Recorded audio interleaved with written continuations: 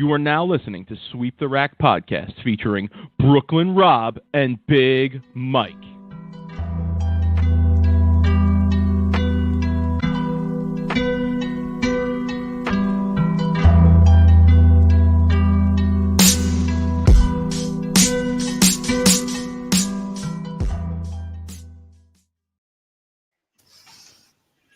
Rob, what's good, homie?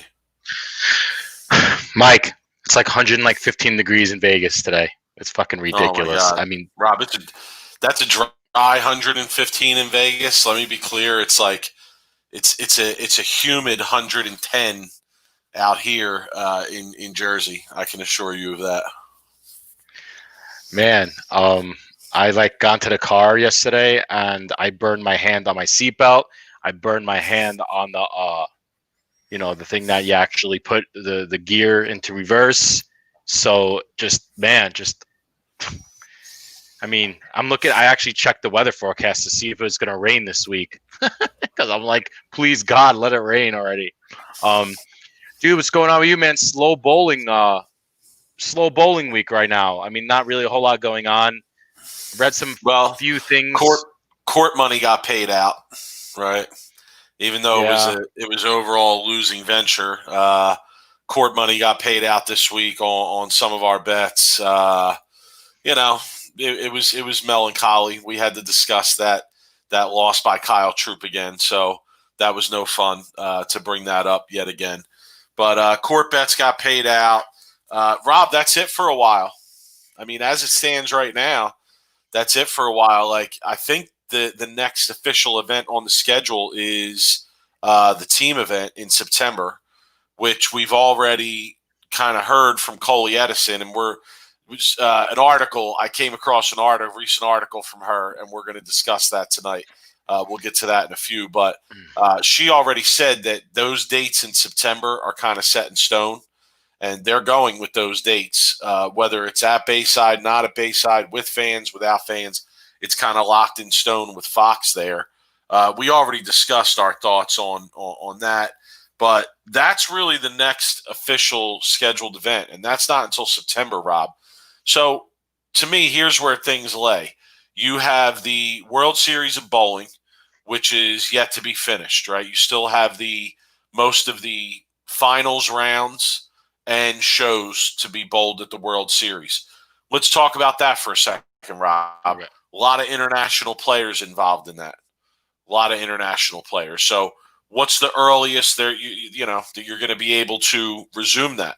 I would imagine that it's not going to be until perhaps into 2021. To get all those international guys over here to the point where they don't have to quarantine once they get here, right? And then for them to be able to travel freely home, the same thing. I don't know, man. So that's the World Series one, right? Then you have the PBA playoffs that never finished.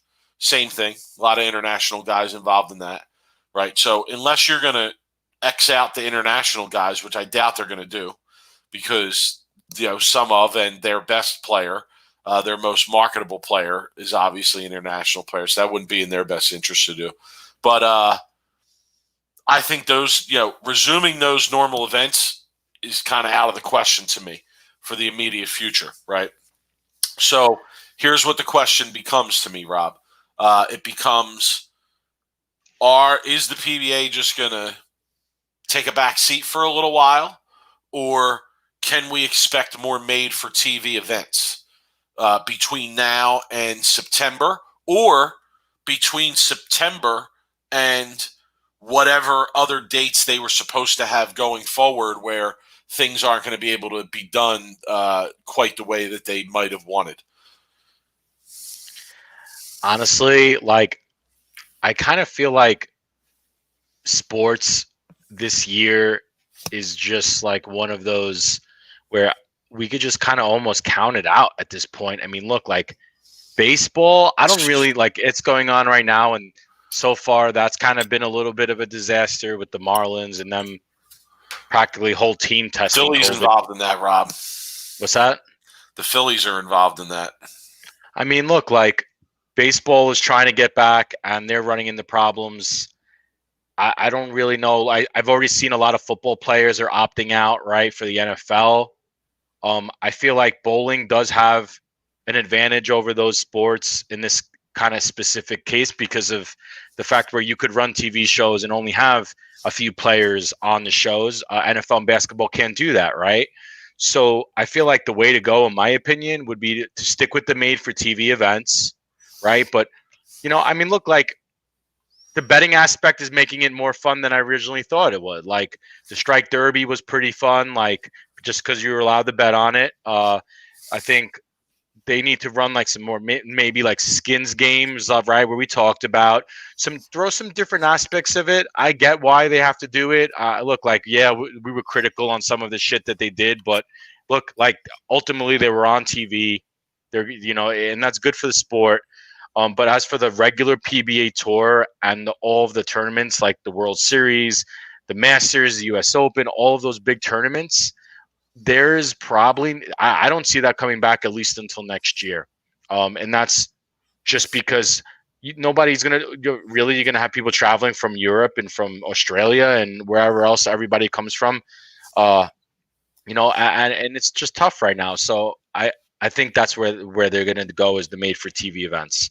But on that, do you think there's going to be a continuation of the King of Bowling? And people, feel free to join us in the chat here. Get involved in the conversation. It's our interactive show. And Rob, tell the people, stick around. We got a guest coming. We don't always do a guest on Wednesday nights, but we got a guest coming tonight. Do we want to tell the people who it is or no?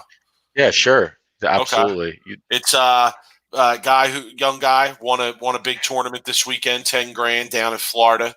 This string pin tournament. We're going to talk a little bit about that, Rob. I never heard of these string pins before this weekend. Kenny Ryan's going to come on, Jersey local, so he's going to join us in a little bit. So you guys should definitely stick around for that. We'll hear about his win this weekend and what he's got going on. We'll hear about this string pin shit and what that is. I never even heard of that, so I don't know. Rob, I agree. I agree with your sentiments. Here's my question. Do you think we'll see the King of Bowling continue? Do you think that may have been like a setup of like, well, here's what we're going to do if we can't continue this the way we want? That's something they could keep going. Prather's the king, right? He could come back and, you throw two more people out there or you tape some more shows. Well, they got to bring in more people, Mike. Like they got to bring in more people, outside people, like not just the main guys. Who do you want to see on there? I want to see Stu Williams on there. Look, talking shit on the King of the Hill show. Look, Stu Williams, right? Guys like Stu Williams, a guy like Tom Doherty, right? Lives in Florida, would be a good one. Maybe Osku is international, so I don't know if he lives in the United States though. Bring in Jesper Svensson if he's in the country, right? Bring in maybe a Matt Ogle, right? Ogle would be I would love to see Ogle and bring some new faces, some young new talent. They want AJ Johnson, right? Love to see AJ Johnson at King of the Hill. AJ Chapman, right? I mean, these are just guys, these are kids, these are young dudes like that are the future of the PBA. Give these guys some face time instead of somebody like I don't know, someone maybe that's kind of older that has been on TV a bunch of times, right? I want to see some new and upcoming talent. You want to showcase the future of the PBA. This is a good chance for them to do it. Yeah, so it'll be interesting to see. Right now, like we said, officially, the next event is the team event in September. So we're going to have to keep an eye on things. We're going to have to see what kind of announcements come out. I mean, Rob, I'll be surprised if there's not more bowling on TV between now and September, or at least now and let's say January, right? I would say that's almost a guarantee. And if that's the case, it's probably going to have to be a made-for-TV type event because you can't just go and start a new tour season or continue the old tour season without the overseas guys. Right. You really can't. I mean, think about it. It'd be an asterisk. Dude, if you won a U.S. Open and Belmont wasn't allowed to bowl or a Masters, would that be a real title? Yeah, but you like in terms of the World Series of Bowling and the PBA playoffs, like you literally can't even do that because those guys were in the competition. So unless you're just going to disqualify them and move on which doesn't No. seem right, you know. And I don't think that's what anybody would want to see happen.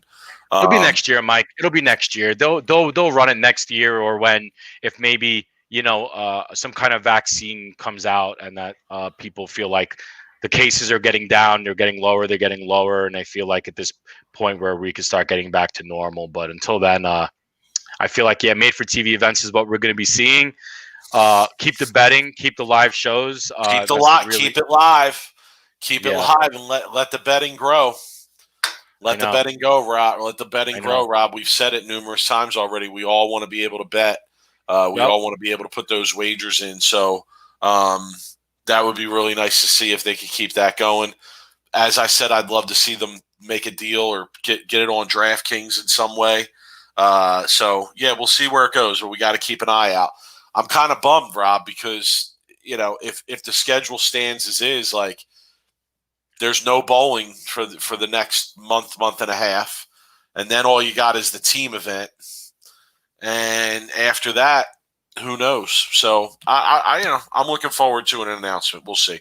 All right, Rob. I mentioned earlier that listen, I'm always reading not only bowling stuff but news in general, and Google suggests articles for you to read when you're on Google, and I'm always perusing those suggested articles. And I came across an article from Yahoo Money, is where I found it, Yahoo Finance. And the title of this article is "Bowling is Now a Dynamic, Sexy Sport." PBA Tour CEO. And it quotes around dynamic and sexy. Okay. Rob, what are your thoughts on that? Why are you laughing, son? Why are you laughing so hard? Because I woke up to this text message at like 4:45 this morning, and I was reading it. Because I forget that you're 3 hours away, and it's like it's 8 a.m. to me, and I'm sitting reading in the morning, like sitting at my kitchen table having breakfast reading, and I just have to fire off a text to you. But go ahead. Dude, my phone's off. Don't worry about it. You're not waking me up. But like the first thing, obviously, you do when you wake up in the morning is you check your phone. It's just how it goes in 2020. And I'm like, what the hell is this? So I'm literally like on the shitter reading this article, right? And I'm glad I was almost on the shitter. I was glad because I shit myself laughing so hard from reading it. I mean, it was so funny because, Mike, like, what's changed that it's now a dynamic, sexy sport? Like, I mean, I wasn't on the show. She says it is. Is that why? Because she says it is. I mean, yeah. I mean, Mike, to me. I get it. Like, maybe if I was the king, like, I get it. Then it would turn into a dynamic, sexy show, Mike. But unfortunately, like, I'm not on the show, so I guess, like, Coley is just I appreciate the outside, like a different source, right, or media source picking up a bowling story, right, on Yahoo. It's good to see her like getting out and spreading the word of the PBA outside of just the bowling world. Look, shout outs for that. I'm not going to take any. That's great. Like, there were some things in the article that made me laugh. The new strike derby was dynamic, and I mean, I don't know. Can I read that? Let me read that. Let me read that. Please. And this is a quote from the article, okay? Also, a priority is making the game more entertaining for people to watch at home. Utilizing her background in marketing and entertainment, Edison has unveiled new TV events since the tour's return, such as the Strike Derby, where players race to throw as many strikes as possible in a specified time. Another has been a shootout type of event, pitting the sport's top bowlers, male and female, against one another. Thoughts, Rob? I mean, according to my burner account, she wasn't in charge of any of that. Like, she didn't have any of those ideas. So, I mean, hey, look, Coley is in a tough position right now, right, because of COVID. Like, I'm hard on her on a lot of things, but her getting out an article in Yahoo and her like trying to pump up the PBA and try to put some kind of new marketing edge around it is not a bad thing, Mike. Like, yeah, like for us diehard fans who watch it every day and know everything that's going on. But hold on. I got to read another section of the article here. This is a quote from Coley from the article. We did 2 special events in June. Over half of those viewers watched it for the first time. Okay, that's great. So we're exposing bowling to a new generation, a new audience. That's really the goal. We have changed a lot. What you're seeing on TV is that dynamic, sexy version of bowling that has never been around before. Our partners at Fox have been really, really supportive, Edison says. Here's what I want to ask. What is so different about these shows that she's referring to that's so dynamic and sexy? I mean, honest to God, those are probably the last 2 words that come to my mind when I think about professional bowling, regardless of what channel it's on, whether it be Fox, CBS, ESPN, whatever it is. Dynamic and sexy isn't really what I think about. I mean, look, like Norm Duke in a crown and pretty Chris sexy. Prather, Chris Prather with the staff in his mouth. Is that sexy? Is that dynamic? I mean, pro bowlers running around from pair to pair, out of breath, hustling it from pair to pair. I mean, but with their man boobs flopping up and down. That's sexy. Mike, that ain't. There's sexy. a lot of come on, son. Mike. There's a lot of hidden meaning behind what she's talking about here, and look, like this goes back to her Bolero. What is those tournaments they were running for all that money that nobody was watching? The Bolero Elite Series? The Elite Series, yeah, that goes back to the Elite Series. Remember we were talking about how they were picking people to bowl on these shows? Right. I feel like that's a little bit of what she was doing with these PBA made for TV events, where she was handpicking a lot of people that maybe shouldn't have been on the show because of maybe how they look or not really on their bowling skills. That's a really harsh statement, but I mean, is there some truth to it though? Is she trying to put on like the best looking and the most like young people like out there? Marketable. I would say marketable. And listen, which is fine. Which I talk about all the time. Yeah, that's fine. It's fair. I understand that, but I think we want to see more, right? We want to see a larger spread. Can you put that comment back up, Rob? I couldn't see that. I didn't have time to read that. TM Dub, I agree. I agree in a large part. Rob, you brought up the burner accounts. I found another one, dog. I found another one this week. The Zombie Belmo. Zombie Belmo. Guys, we gotta go. We gotta go support the zombie Belmo account. Can I delve into this a little bit, Rob? Is that okay? I got a quick funny story about a burner account with me and Lucas Wiseman. I got to talk about that after. Okay. Let's see. I'm just gonna. This is gold. This is gold. I got to read some tweets from Zombie Belmo here. There's a lot of them. I mean, but they've been firing off a lot of tweets every day. I mean, whoever this is like super active on here since they jumped on. Let's see. Okay, maybe this was directed at us. Rob, you ready? Pro tip. Here's a tip for your podcast, social media content, or webcast. Produce tips on producing better tips, which will lead to the production of more tips. I don't think that's directed at us, Rob. We don't really do the tips thing around here, right? I mean, look, I'll give you a tip. Don't bring a knife to a gunfight. I mean, Zombie Belmo, if you want some tips, I got all the tips. Spags. Oh, he retweeted you. Spags. He retweeted you, Rob, 1 day ago. You said, I have seen some ridiculous shows in my life, but 90 Day Fiancé is by far the worst show ever. We can talk about that in a minute if you want. And he retweeted and said, the most ridiculous shows I have ever seen include easy scoring conditions, formats I don't like, and all lefty fest. Rob, we're gonna have to eventually take a guess at who this might be. I mean, they promote some Brunswick stuff. Let's see.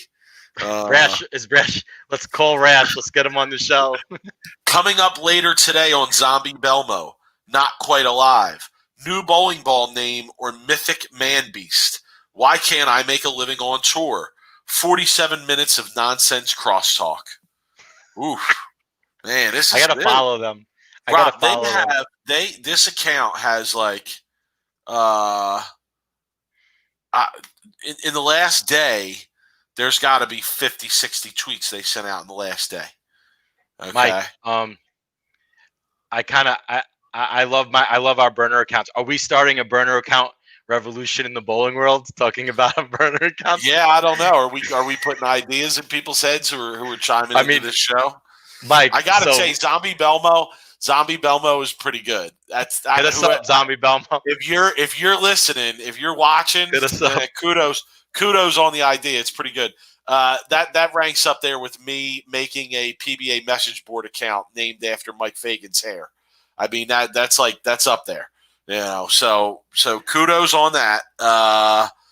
You know, so yeah, real quick, interesting account. Give it a follow if you're on Twitter. But Rob brought up the burner accounts. You know, I got a quick burner account story, real quick. So I responded to one of Lucas Wiseman's tweets, and we were just talking. This is like last week, and we got a direct message from some like one of those like porno like Twitter accounts, right? Just me and him. It was just me and him. It was just picture of a hot girl with no followers, and was just like, hey. And then, of course, Lucas doesn't respond, and I didn't respond. So after like 5 days, I responded, is this a Bolero executive burner account? just to see if like Lucas would say anything. I no one said anything. But, hey, you never know, right? Like it could have been something. Anyway, I feel like there's more important things to talk about than our burner accounts, but it's a good one. I love our burner accounts. Hey, Zombie Belmo, hit us up. We'll get you on the show. We'll dim it out and we'll get a voice like changer, like one of like the Unabomber or something, and and then we'll talk to you just as a special guest, the Zombie Belmo. I don't think they're going to come on, Rob. Burner accounts ain't going to come out in the open. But I do think there's some more important things to talk about. And I kind of feel like I wasn't sure if I wanted to bring this up, and I didn't talk to you about it before the show. But I think Dave Pekow had a good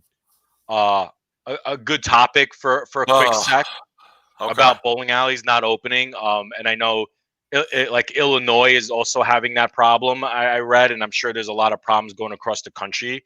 How are restaurants and Dave & Buster's, right, which I know a little bit about, right? How do they have 80 stores open across, and you have bowling alleys that are not being open? Like, how is like what is the bowling world doing? Like, what is the USBC? What are the proprietors, the BPAA? Like, what is somebody like, I'm not even sure who's head of the BPAA anymore. But what are they doing to like fight for bowling alleys? Because if these bowling alleys stay closed, Mike, the bowling world's going to get, there's going to be half of the amount of centers, right? Like, I kind of feel like half capacity, Mike, right? If they're open, like, is bowling going to be able to survive? Are these bowling alleys going to be able to survive, Mike? Like, I'm a little bit worried about it, and I think we haven't really talked about it in a while. So, like, thoughts? It's funny. I drove by. Bowling alleys in New Jersey are open, right? They've been open for a couple weeks. I drove by a very popular one a couple weeks back on, I think it was, a regular afternoon, weekend. It was like a Saturday and maybe a Sunday.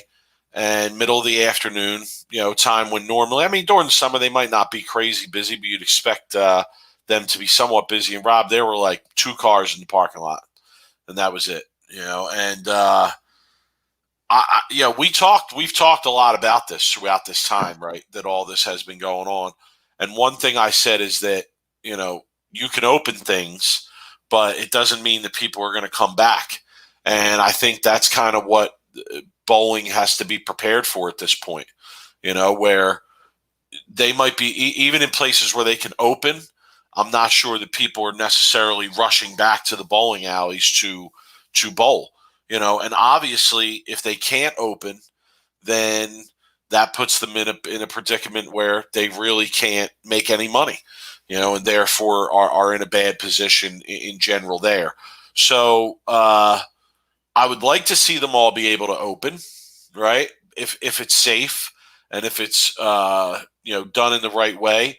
I actually know one bowling center owner in Pennsylvania, Rob, who was allowed to open, then had to shut back down, but has decided to remain open against state orders for their leagues at least, just to get some people in the door and get some revenue flowing through and get some money in the coffers, because they're really in a bad spot. Mike, now by the way, John, I love your Facebook picture, dude. Al Bundy's like my favorite. Mike, is this safe to say where this is something I would love to see happen, where the USBC should step in and maybe ask their league bowlers for like donations, and then take the money that they get from the league bowlers? I mean, they have how many league bowlers, right? They have a lot of league bowlers. Now, would it be out of reach for them to say, hey, league bowlers, you're all USBC members, like, can we ask for maybe a $20 or $25 donation, start a big pool, or the bowling proprietors need to step in and maybe ask for help from the people? My gym did it, Mike. My gym reached out to me and said, hey, member, like, we really need your help right now. We're struggling to stay open.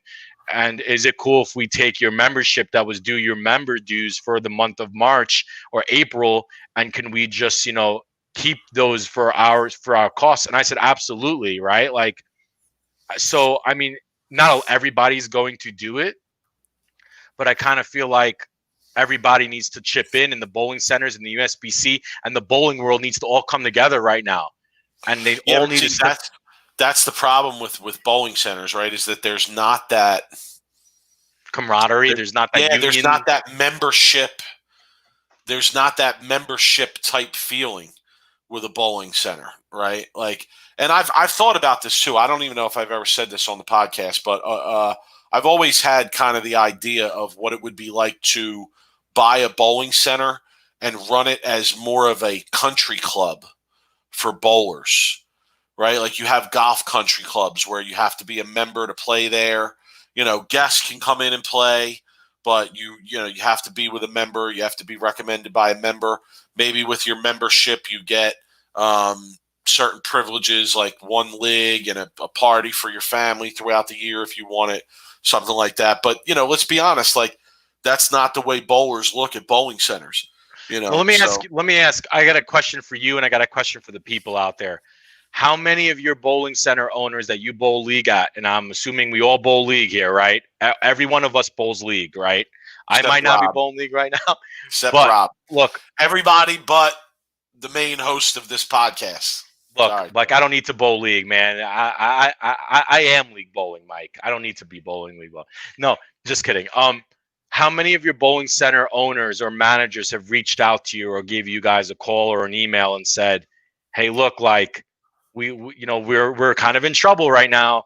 We're hurting right now. Is there any way you guys can, step in, make a GoFundMe donation, whatever it is? Or even, Mike, you have a bowling alley, a huge parking lot, right?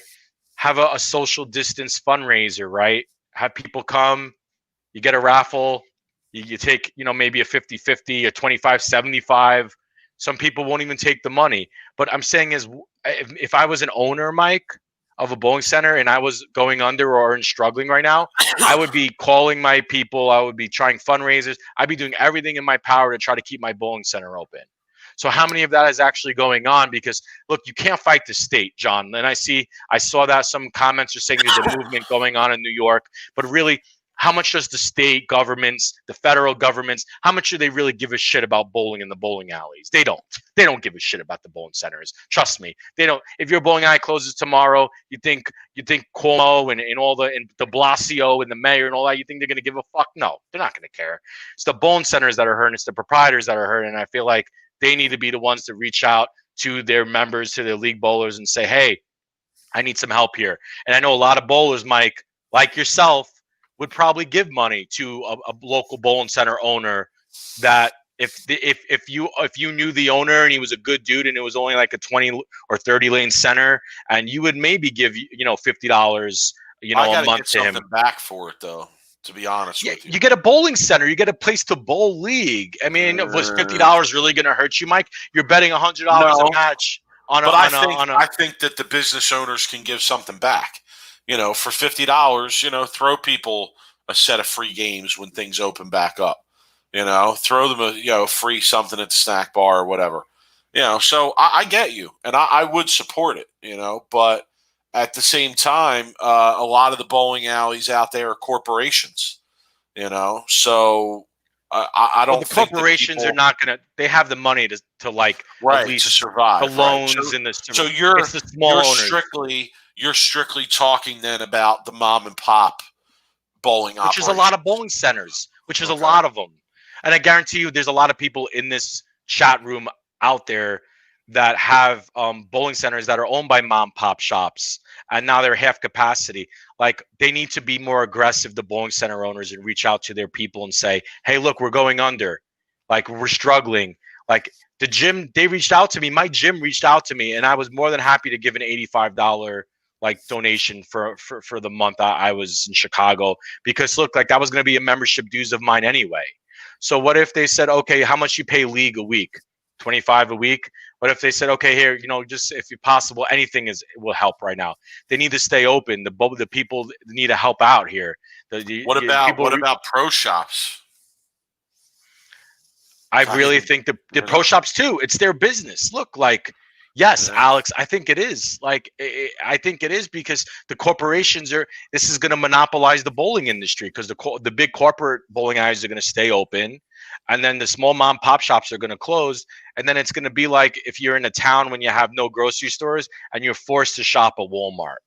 I'm just saying, and then guess what Walmart could do in a monopoly, Mike? They raise the prices.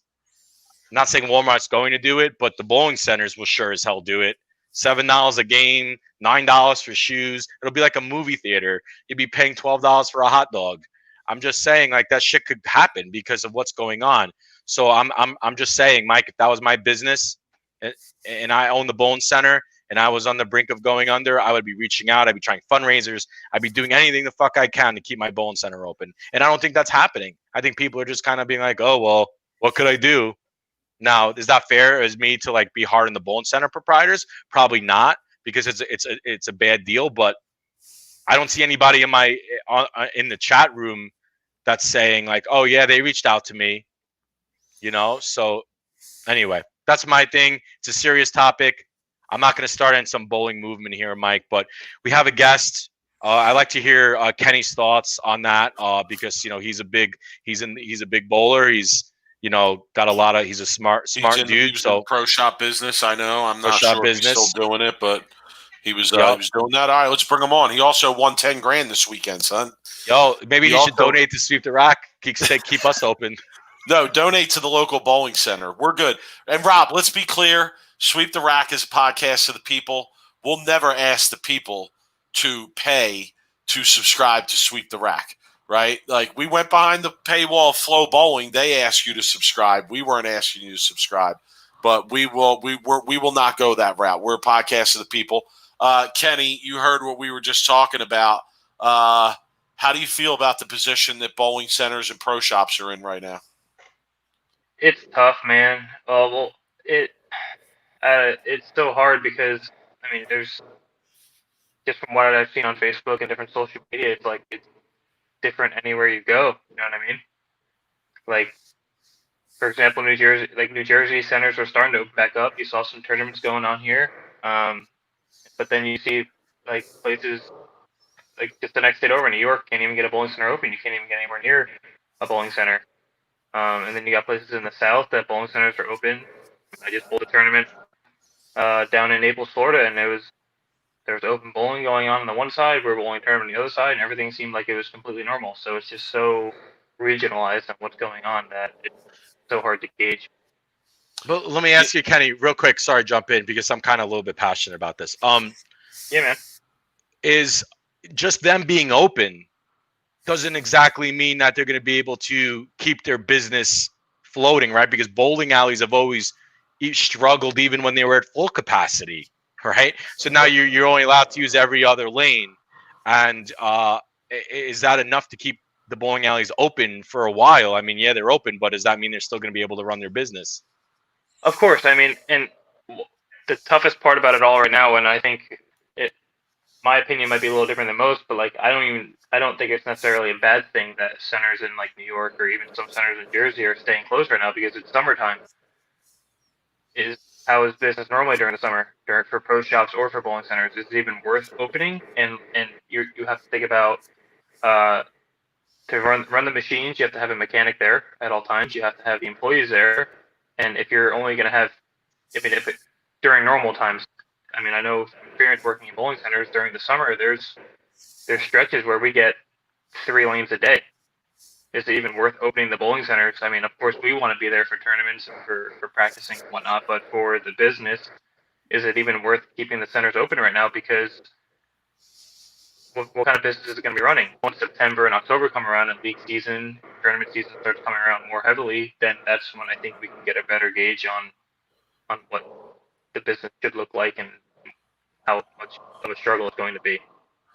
Yeah, we just mentioned kind of that it doesn't seem like people are rushing too much to get back to the bowling center. So you already mentioned you were down in Florida this past weekend to bowl a tournament. So, Rob and I are very unfamiliar with this event. We just saw it on Twitter. We saw it pop up. So, give us the background here. Like, is this something new? Is this something that always goes on, but people usually don't bowl it? I know there were string pins involved. What the hell is that? Rob and I have never even heard of that before. So, explain that to us. I guess we're going to ask you to talk for a while. Like, tell us how you won the tournament. We need to know like what the format was and how. I know you beat Jason Couch. That's awesome. So tell us about that. And then, tell us about the string pins for sure. And let's hear about it. So it was a tournament down in Naples, Florida, run by Cubica AMF and Head Pins Naples. It was on Saturday. It was $300 entry for $5,000 up top. And it was 8 games of qualifying. You bowled 4 games on free fall, what they call it, free fall pins, just like normal bowling pin setters, and then you bowled 4 games on string pins. And what they're looking to do with the string pins is basically kind of keep it more cost effective and keep maintenance to a minimum. So basically, they were running this event. They kind of wanted to get feedback from a competitive standpoint to see what the pin carry was going to be like and just kind of overall feedback on what we thought of the string pins. So you alternated games every game. So like someone might have started game 1 on the free fall, but someone else might have started game 1 on the string pin. Kind of just alternated back and forth every game. I started out, we were bowling on a 40-foot pattern, I believe, 40-foot pattern, 29 mils, 4-1. I believe is what it was, and I bowled 279 and then 250 something the first 2 games. So I got out to a pretty good start.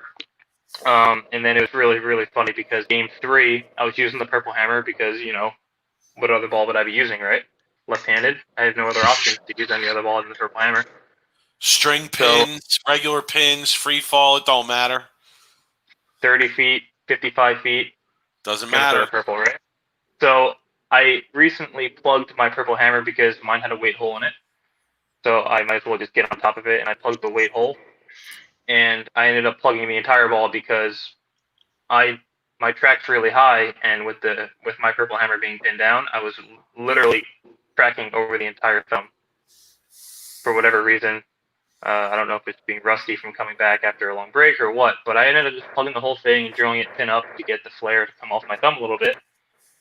And right in like where my palm would sit, like where the pad of my pointer finger would sit, the plug fell out. And it was like that deep into the ball, and it happened in the middle of game 3. Does that count as a weight hole? That counts as a weight hole, but it's not August 1st, so. Yeah, I guess, and I plugged the other one luckily, so oh my God. someone took it to the pro shop there and tried to smooth it out so I could still throw it. And for like 3 frames, I went to a different urethane ball, and I got 9, I think, twice out of the 3 frames. And I was like, screw this. I was striking before with the purple. 9th frame came around, and I was like, this feels terrible, but I'm going to keep throwing it. And I went off the sheet for like 230 that game, and I ended up bowling 430 or 440 over, something right around there for 8 games. So, I mean, I steamrolled them pretty good, and then they cut to the top 12. We bowled 3 more games, and then they cut to the top 5 for the ladder. I was able to be the top seed, and then I bowled like 245 or so in the step ladder and beat Couch for the title for $5,000. So Okay. it was a good weekend. And then Nice. Sunday they ran a smaller event. It was only $100 entry for $1,500 up top, and it was really funny because I finished 4th in that event. It was just a good weekend overall. But game 1 out of the gate on Sunday, I bowled 299. With the same ball? Yep, Purple Hammer. Yeah, listen, sometimes you have to go with the bad feel, right? If Yeah, it's the I mean, right Chris ball, Drake- well, we all know that, right? There's been days where we all bowled JBTs, and you've been throwing this ball all day. You had the good look all day with it, and your hand swells up, and the inserts are probably killing you, and you can only get your fingers halfway in. You got to keep throwing that shit, man. I've had times where in college where my fingers would swell up, and I actually I had extra shoelaces in my bag, and I would wrap them around my finger in between shots to try to keep the swelling down, and then I would just kind of get them as deep as I could. No, there was a but the- tournament. Go ahead, man. What's up? Sorry, I was gonna say there was a tournament that I was leading. It was some like 8 gamer, and after game 4, I was leading by like a lot, and it threw the shot, and my thumb, the IT stayed on my thumb, and the ball was going down the lane. The whole bottom piece was still attached to the thumb, so I'm sitting there, the thumb, and I struck, and I'm just like showing my thumb off, and the ball came back, and that's kind of what it was. Like it's just one of those. You had to switch there, though, right? No, thankfully, at the time I was working in the pro shop, and I was able to run into the pro shop and glue a new thumb into the ball real quick. I literally was like, yeah. So, all right. But So the string pins were interesting, man. It was yeah, that's what I want to know about. I don't know if you guys saw the clips of Verity's spare, the 4-9. Yep. Yeah. So that spare actually knocked Matt Gasson out of the step ladder. Wow. So the flush hits, when you hit the pocket, it was pretty normal for the most part. Like when you hit dead flush, the off hits is where a lot of people weren't fans of it. I mean, I'm pretty biased. I can't really complain about it too much because I was able to win the tournament. But there's a lot of off hits where I should have flat 7'd guaranteed, and the string will just kind of tap the 7 pin and knock it over. Early on in the day, Matt actually made a 2-4-10 where he dead smacked the left side of the 4 pin, and the 4 pin bounced over, hit the 10, and the 10 came up, hit the 2. I saw that. There was that was another video that I think the Bowling Journal put up. Yeah. There was just a lot of off hits that weren't quite realistic. I think the best way I heard it described is Tom Doherty was there, and he said that we already have a big discrepancy in the power game versus the shot makers game. So, for example, if you take someone like Belmo versus Duke or somebody, there's already a pretty big discrepancy in the power game versus the finesse game. And in bowling, I think he said he thinks the best way to do it is we need to narrow that gap. And the string pins seem to widen that gap because the more reverb you had and the harder you threw it, you were able to get the pins to fly around more, and your carry was a little bit better. Well, a lot of it better, I should say. But yet here you are victorious, and you are not a 2-hander with a bunch of rev rate and speed. So what does that say? He's a lefty with a purple hammer. I was throwing it pretty hard for me at least. I mean, on the monitors there, it was reading at 18.3, 18.4, so it's 20, 21 off my hand. So, I mean, it was pretty hard, and I mean, I was still able to create a little bit of rev rate. I mean, my rev rate's not high to begin with, but overall, I think the string pins would be really, really good in your FECs, and just if you're doing just a lot of recreation bowling, because the only problems that we had were if the pin shifted enough, it would not read it, or sometimes the pins would kind of get jumbled up. Like, those Route 66 games when if you threw it 100 miles an hour, pins would get all tangled up and it would take forever to untangle.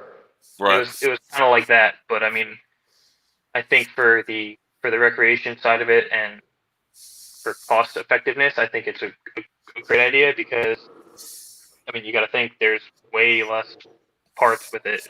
Pins, I mean, I didn't see the back, but I got to assume it's the pins that are on strings and just kind of a little pin setter. It can't be anything too extreme, where with a normal pin setter you have 40, 50 parts they have to maintain, change and belts and all this different stuff. Yeah, no doubt. Was this a new center, or like how did it end up that they had string pins there? Have they always had them, or this is something new they put in? Or I have no idea. I didn't know about the tournament until maybe a week and a half ago, and the Saturday was an invite only because they were maxing the field at 48. Okay. Because I think they only had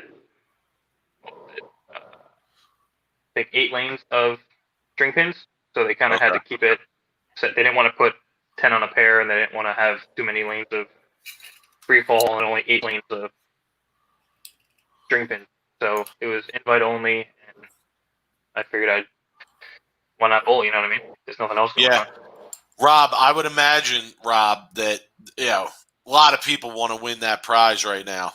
Prizes in bowling are very few and far between. There were probably a lot of bowlers in that field that wanted to win that top prize and put $5,000 on their pocket. Would you agree with me, Rob? Yeah, I mean, look, like the spot we're in as a country and the unemployment, and I can't imagine someone who's struggling for money though bowling a tournament like that. To me, could you imagine, Mike, if you're unemployed and you're struggling for money and you're not getting any income, or you're on unemployment? Good enough. I know, but imagine if you say, "Oh, like I'm just gonna bowl this tournament. I'm gonna travel there and bowl it." Like for me and you, that's not good enough. But Kenny Ryan, he could do that. You know what I'm saying? Well, yeah, he goes and gets it done. So absolutely, but Kenny Ryan is not. I don't think he's struggling for to put food on his table for his kids or whatnot. Nah, he's a young guy. He's I'm just saying, like. I'm using it as an example, like those people who are bowling. Yeah, they would love to have the money, but I mean, I can't imagine someone who's really struggling, like pick up and just go and be like, yeah, I'm going to bowl this tournament. Like, you get what I'm saying, right? Like, I get you. Yeah. So Kenny, listen, man, you cashed that check, took it home with you. So congratulations, man. It's good to talk to you again. We've had you on before, so this is not your first time around the block with Sweep the Rack. I texted you right away when I saw it and said, good job by you. You're winning things and beating Hall of Famers. So this is good to see. Keep it up. Be safe. And who's supporting you out there, man? I mean, we see the Turbo jacket. We see the Columbia 300 logo. So what do you got going on? That's what I got, man. Columbia 300 Turbo. That's pretty much it. I got.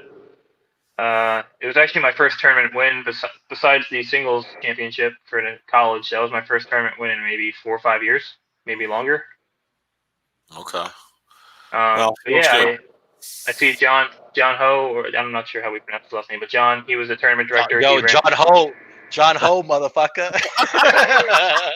However you want to say it. He ran a great tournament. He got people there. He got people in the building. And it was just nice to compete again, man. It's such a strange time. I hope everyone's staying safe. Just do your part, man. I see all these posts on Facebook about people not wanting to wear a mask. Just wear the damn mask. Wear a fucking mask. I mean, all right. Just wear the how hard stupid is it? mask. You know what I mean? Just wear it. Who cares? Let's get this over with. Let's get back on the lanes and let's get the tour started back up because I'm sure we all want to watch some bowling and we all want to compete again. So. True. Kenny Ryan, Rob, he got snubbed in the PBA draft this year. Number 1 pick next year. Let's go, son. Come on. One time, man. One time. Let's go. All right. Take it easy. We appreciate your time. Appreciate you stopping by, and we'll catch up with you again. Always good to see you, man. All right. Later. Later, man. Always good to see him. He's nice young bowler, Rob. My pick for Rookie of the Year not too long ago. And I do think that eventually he's going to break through, and we'll see some big things from him. Hey, Mike. Yeah. Don't worry though. There's 10 ladies out there that got his spot. So, I mean, Not starting shit, but I don't want to go there. You know, that's my that's Just my saying. guy, my young just guy. saying, So there's 10 I ladies know. out there that took a I check know. out from our Listen, guy Kenny. I know I wasn't going to go there though. I wasn't going to go there. So I did. I'm not afraid to go there. all right, Rob. No, it was more about me. I don't want to set him up. You know, I don't want to give him. I was give going him to the say opportunity something. to say something that doesn't go I was- over too well. We know, come on. We know how things go around here. You know, from time to time, people get out of line and they got to get that slap on the wrist by the powers that be. So, all right, Rob, we're almost done here. We are We have a going fun to- skit. We do. We have a new skit. We have a new game. It's a good We one. have a new game that's going to be a recurring game, a recurring skit, and we're going to call this skit "Sponsored by Who." Okay, that's the name of this skit, and here's how it's going to work. We are going to name 3 PBA players. Okay, this is a three round game here. All right, 3 PBA players, and then Rob and I are both going to suggest a company that should sponsor that PBA player should be sponsored by. We can go in any direction we want, maybe serious, maybe a personal attachment, maybe funny, and we will ask you, the people, to evaluate who had the better sponsorship. Okay? So, Rob, are you ready for our first round of Sponsored by Who? I'm ready. All right, here we go. We have 3 bowlers tonight. We'll give all 3, and then we'll go one by one. So the first three we're doing on Sponsored by Who is Sweep the Rack favorite, our guy, Bill O'Neill. Okay, we're definitely putting him in there. Kyle Troop, who's been on fire lately, and one of the best ever, one of the legends, Walter Ray. All right, so we're going to have those 3. Rob, let's start with Bill. Okay, let's start with Bill. Sponsored by Who, Rob? Oh, Bill is going to hate me after this answer. Bill, if you're listening to this, He's I not. still love you. You're my guy. He's not listening. Before you give your answer, listen. He's on yet another podcast, son. I know. I saw that. I saw that. The tweet. I don't even know who the guy is. I don't even know what the podcast is. But he's on yet another podcast. It's unbelievable how much media he's been doing. I tweeted at the guy because he was like, "Oh, I'm going to have this bowler on. Give me your bowling questions." I tweeted at him. I said, ask him what his favorite bowling podcast in the world is. And the guy favored it, retweeted. I mean, he's got so many. Who knows who he'll name. True. Go ahead. Bill is going to be sponsored by Kohler Toilets. Because, okay. All right. Yeah, because he's got to shit in the same stall in the same toilet everywhere he goes. Right. So what better place for him to or maybe the Mighty Ferguson. You ever seen that Al Bundy episode? A man's flush, va whoosh. That could be his motto. You could have looked up urinal companies. Yeah. Urinal. Kohler does urinals too. Kohler's the big toilet company. Okay. Bill O'Neill by toilet bowls by Bill O'Neill. He could have like the Belmo bowl, but instead of the bowling ball, it'll be the toilet bowl. This is a marketing genius. I'm just putting together on the spot for Bill right now. He can hold a toilet. If you don't follow that, it's because Bill said recently that a superstition he has is that he has to use the same spot in the bathroom if he's bowling well in a tournament. Right. Exactly, Dave. A porta potty, a porta potty. That's good, Dave. Yeah, he can always sponsor porta potty. Yeah. See, Dave might have won this round actually. All right, so mine is a little bit more personal, right? We know Bill; he's a personal friend, so we kind of know the things he's into and what he likes. And this one would not only be a great sponsorship for the PBA and Bill himself, but Bill is also an avid customer of this place. So it would be a genuine sponsorship, and Bill would get free product from this place, which I know he would absolutely be enthralled with. But if you didn't know already, we're giving you the inside info here. Bill O'Neill is a huge Starbucks guy. As he's grown older. Wasn't always a coffee drinker back in the day, Rob, but in his older age, he has developed a love for coffee, and Starbucks is his favorite place. So I would like to say Bill O'Neill should be sponsored by Starbucks. If I was an agent, Prestige Worldwide, that's who I'd be trying to sign a deal with, Rob. Prestige Worldwide. Security. Sponsors, possibly you. All right. Next one is Kyle Troop, Rob. Sponsored by who? I think I could see the product, and I don't know who makes this company. Mike, maybe you know who makes this product, but I don't. I could see him sponsoring a leopard print underwear. Kind of weird, son. I'm just saying, dude. I mean, Leopard print underwear at Kyle Troop, Troop, man. That's just. son. Are you really advocating for another man to be in an underwear commercial? I'm just saying. Like I see. The streets are going to be talking about you tomorrow. All right. Be easy. Dude, tell me that's not hilarious. Could you imagine? No. Well, you got to look it up. You got to have an underwear company ready to go. I don't know. I thought you maybe knows who makes it. Bird Dog. Is that a new one? Like I think that's underwear in the pants. I'm going by product. All right, this is an easy one. This is a no-brainer. We had Kyle Troop on just on the show last week. They mentioned this. Kimberly Pressler did a little segment on it. So he needs sponsored by Wendy's. Yeah, that would be a great sponsorship all around. Oh, that's obvious. For Kyle. That's an obvious answer. Yeah, no. Well, listen, sometimes you got to give the obvious answer, son. Sometimes the obvious answer is the best answer. Okay, but Wendy's, all right, sponsored by Wendy's, would make a lot of sense. All right, you guys got to let us know in the chat who's winning here. You got to let us know who won round one, round two. Was it Rob or was it me? And I can't see the comments tonight, so Rob's only going to put up the ones that say he's winning. He's not putting up anything, which doesn't speak well for him. But all right, Walter Ray. Thank you, Stu. Good evening. I wouldn't say guest star.